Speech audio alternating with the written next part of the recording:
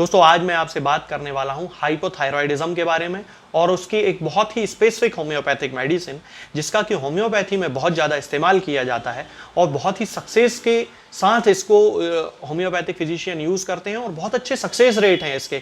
मतलब clinical practice में ये देखा जाता है कि जो भी होम्योपैथिक फिजिशियन इस मेडिसिन को हाइपोथायरॉयडिज्म के केसेस में यूज़ करते हैं उनको लगभग जो रिजल्ट मिलते हैं वो 100% क्योर के मिल जाते हैं। तो इस मेडिसिन का नाम है दोस्तों थायरॉयडिनम। ये मेरे पास थायरॉयडिनम का बिल्कुल एक नया पैक रखा हुआ है जिसके बारे में मैं आज आपसे बात करूंगा। और ये थायरॉयडिनम 3x पोटेंसी में होम्योपैथी में ज़्यादातर यूज़ करते हैं, हालांकि मैं 30 पोटेंसी में भी यूज़ करता हूँ, 1m 10m LM में भी मैं इसका यूज़ करता हूँ। तो ये क्लिनिकल सिम्टम्स के जो असेसमेंट किया जाता है उसके आधार पर पोटेंसी का निर्धारण हम लोग करते हैं। हाइपोथायरॉयडिज्म के बारे में यदि हम बात करते हैं तो हाइपोथायरॉयडिज्म एक ऐसी बीमारी है दोस्तों जिसमें कि हमारी जो थायराइड ग्लैंड होती है जो गले के इस हिस्से में होती है, ये जो एडम्स एप्पल आप देख रहे हैं इसके पीछे एक ग्लैंड होती है, तितली के आकार की ग्लैंड होती है, बटरफ्लाई शेप्ड एक ग्लैंड होती है। इस ग्लैंड को थायराइड ग्लैंड कहा जाता है।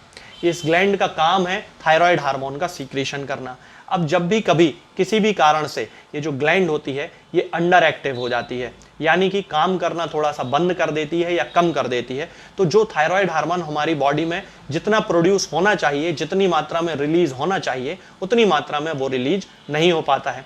इसी कंडीशन को हाइपोथायरॉयडिज्म कहा जाता है। यदि हम इसके सिम्टम्स की बात करते हैं तो इसके बहुत सारे सिम्टम्स अलग अलग स्तर पे पेशेंट्स में देखने को मिलते हैं।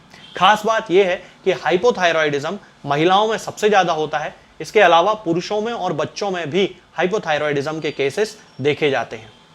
इसके जो प्रमुख सिम्टम्स होते हैं जो महिलाओं में खास तौर से देखे जाते हैं वो होते हैं वेट गेन होने लगना, बहुत ज़्यादा वेट उनका गेन होने लगता है, वजन एकदम से बहुत ज़्यादा बढ़ने लगता है और बहुत ज़्यादा ओबेसिटी जिसको हम बोलते हैं वो डेवलप होने लगती है। महिलाओं में या जो भी हाइपोथायरॉयडिज्म के पेशेंट होते हैं उनमें स्किन में ड्राइनेस आने लगती है, यानी कि उनकी स्किन सूखने लगती है, हार्ट रेट उनकी स्लो होने लगती है, पसीने से संबंधित अनियमितताएं उनमें होने लगती हैं, यानी कि कुछ महिलाओं में पसीना आना बिल्कुल बंद हो जाता है और कुछ को एक्सेसिव पसीना आने लगता है।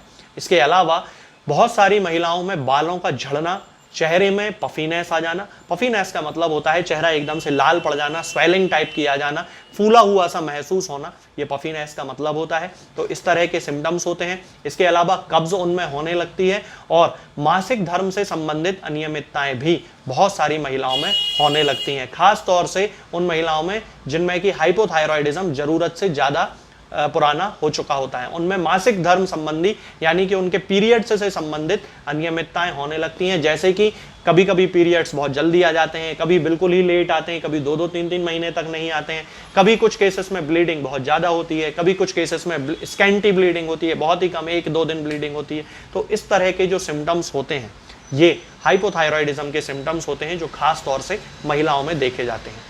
यदि हम बच्चों में हाइपोथायरॉयडिज्म की बात करते हैं तो बच्चों में भी हाइपोथायरॉयडिज्म बहुत ज़्यादा देखा जाता है और इसके जो सिम्टम्स होते हैं उनमें ज़्यादातर बच्चों में स्लीपीनेस आने लगती है, बच्चों को सुस्ती आने लगती है, बच्चों के नींद बहुत ज़्यादा आती है उनको। इसके अलावा उनकी जो जीभ होती है, उनकी जो टंग होती है वो एकदम से मोटी पड़ने लगती है, उनकी जो ग्रोथ होती है वो रुकने लगती है, स्टैंडर्ड ग्रोथ जिसे कहा जाता है मेडिकल टर्मिनोलॉजी में, वो ग्रोथ उनकी रुकने लगती है, हाइट छोटी रह जाती है थायराइड के अंडर एक्टिव हो जाने के कारण। तो ये जो सारे सिम्टम्स होते हैं ये बच्चों में देखे जाते हैं। इसके अलावा जो कॉमन सिम्टम्स होते हैं जो सभी लोगों में देखे जाते हैं, जैसे कि मूड स्विंग होना, यानी कि चाहे वो बच्चा हो, चाहे वो फीमेल हो, चाहे वो मेल हो, सब में मूड स्विंग होने की सिम्टम्स होने लगते हैं, यानी कि उनका जो मूड होता है वो बार बार और जल्दी जल्दी बदलने लगता है। इसके अलावा हाथ पैरों में, जोड़ों में उनको दर्द की शिकायत रहने लगती है। तो ये जो सारे सिम्टम्स होते हैं ये हाइपोथायरॉयडिज्म के कॉमन सिम्टम्स होते हैं।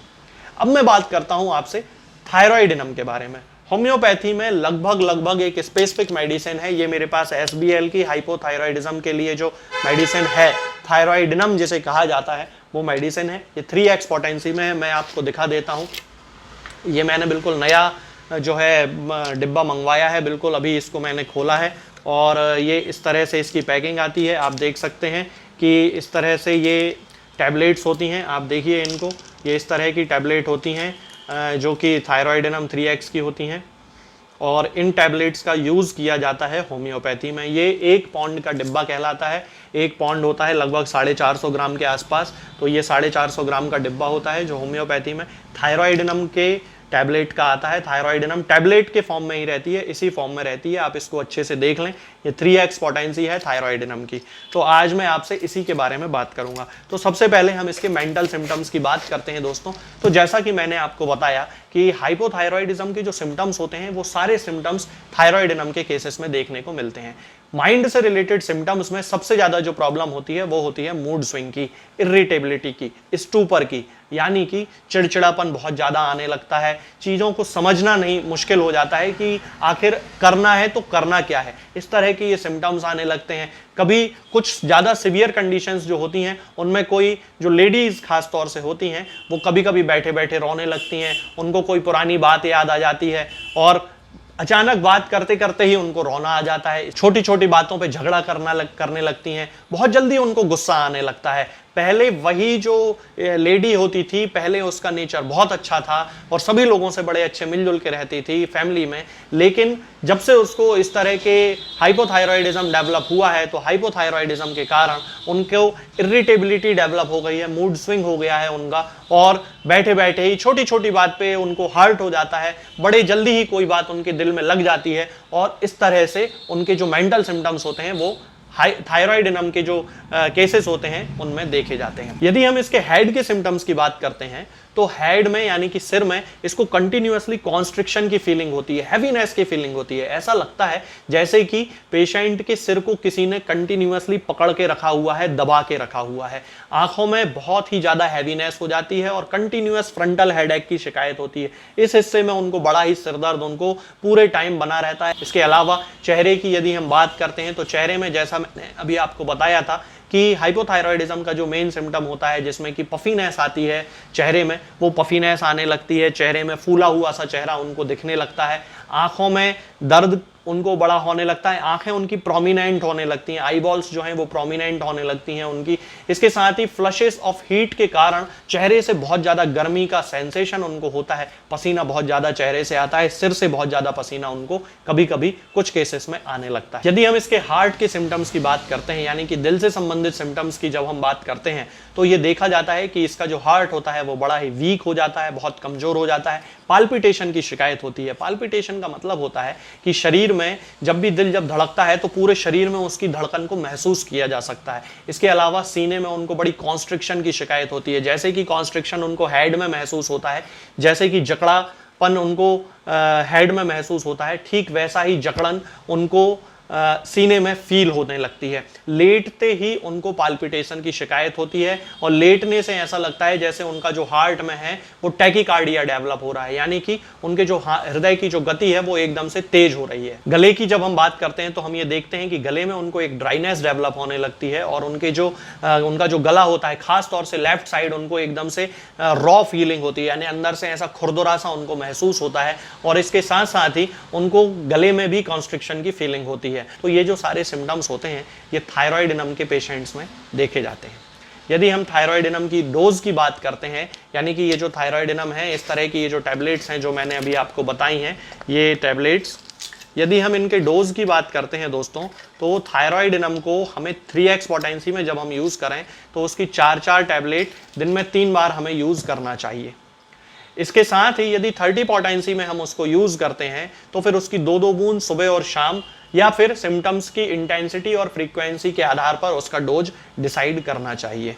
तो ये जो मेडिसिन होती है दोस्तों हाइपोथायरॉयडिज्म के लिए लगभग एक स्पेसिफिक मेडिसिन है, तो इसका यूज जरूर करना चाहिए। आपकी एलोपैथिक मेडिसिन चल रही है उसके साथ ही आप इसका यूज कर सकते हैं, बिल्कुल कोई भी दिक्कत नहीं है, इसको जरूर यूज करना चाहिए। डॉक्टर से एक बार कंसल्ट जरूर कर लें तो उसके आधार पे आप इसको शुरू कर सकते हैं। बस उसमें पोटेंसी डिसाइड करना है कि आपको 3x सूट करेगी कि 30 सूट करेगी कि 200 की 1m की 10m की LM, इस तरह से ये पोटेंसी को कौन सी पोटेंसी आपको सूट कर रही है, बस इतना ये जानकारी होना ज़रूरी है। उसके बाद थायराइडिनम आपको ज़रूर स्टार्ट करनी चाहिए, बिल्कुल सेफ मेडिसिन है। इसका बेनिफिट ये होगा कि आपकी बॉडी में जो एलोपैथिक मेडिसिन चल रही हैं उनके डोजेस धीरे धीरे कम होते जाएंगे, फिर धीरे धीरे वो बंद हो जाएगी, आपका हाइपोथायरॉइड जो चल रहा था वो नॉर्मल हो जाएगा, थायराइडिज्म आपको खत्म हो जाएगा हाइपोथायरॉइडिज्म, और फिर आपको जीवन भर दवाई नहीं खाना पड़ेगी। तो इस तरह इस मेडिसिन का यूज हम होम्योपैथी में करते हैं, लेकिन इसके साथ साथ पेशेंट के सिम्टम से मैच करने वाली उसकी कॉन्स्टिट्यूशनल मेडिसिन का यूज करना भी बहुत ही ज्यादा जरूरी होता है।